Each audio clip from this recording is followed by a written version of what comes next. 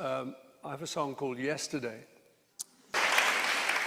And I dreamed that song. So Paul McCartney says he dreamed yesterday. That's the story. One of the most famous melodies in the history of popular music supposedly came to him while he was asleep. And eventually, that dream became yesterday. It's a great story.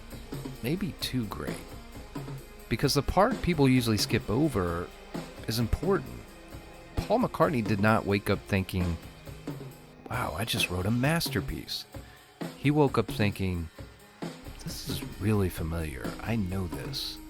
He thought the melody already existed. He thought he may have accidentally stolen it. And that's not a footnote. That's not opinion.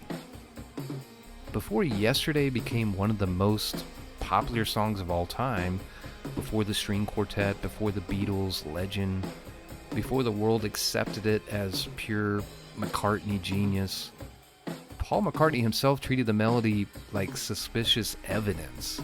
He felt guilty.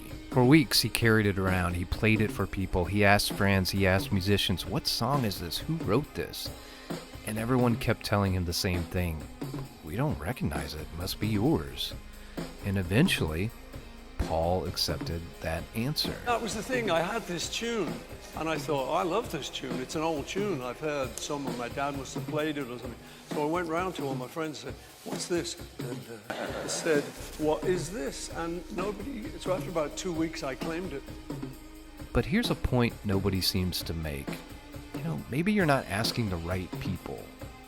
What if the thing Paul remembered was not another Beatles adjacent type song? What if it was older, darker, more classical, not related to the pop music business world?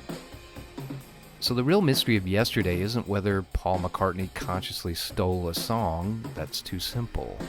The better question is, did Paul McCartney dream yesterday, or did he remember it? Because dreams are not magic. Dreams are made from memory, fragments, sounds, faces, old rooms, old records, things your brain saved without asking permission. So when Paul says the song came to him in a dream, that doesn't end the story, that starts it.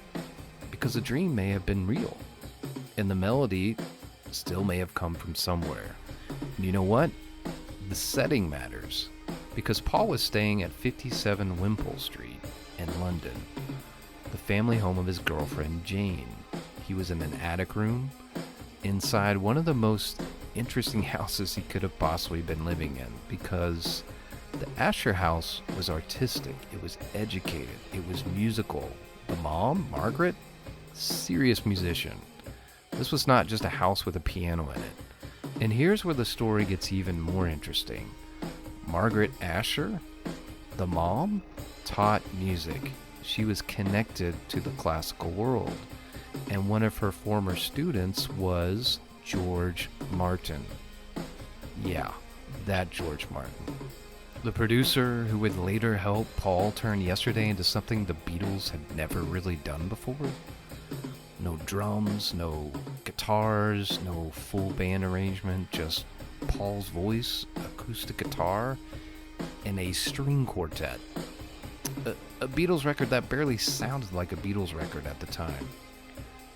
So you've got this self-taught rock and roll songwriter from Liverpool, suddenly living inside a cultured London house connected to theater, classical music, music education, and George Martin.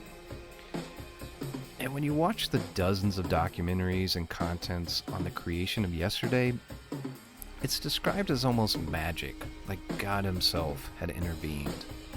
George Martin hears the melody and the rest is history. What's kind of interesting is the rest of the Beatles could really care less. But George Martin knew it was a timeless melody. It's one of the biggest songs of all time. Many have called it the greatest song ever written. Apparently the most covered song ever written. And everybody is satisfied with Paul's story that he went around and asked everybody, and case closed. Well, I guess it's mine. See, to me, that's where it gets interesting. Case not closed. Let's reopen this case. In part 2, we're going to go inside the world around the song, the Asher House, just the pedigree of classical education surrounding Paul, George Martin, the piano, which will lead us to the source. Because why did Paul think he had heard the melody before? Because he had. We're not just following the headlines, we are following the hook.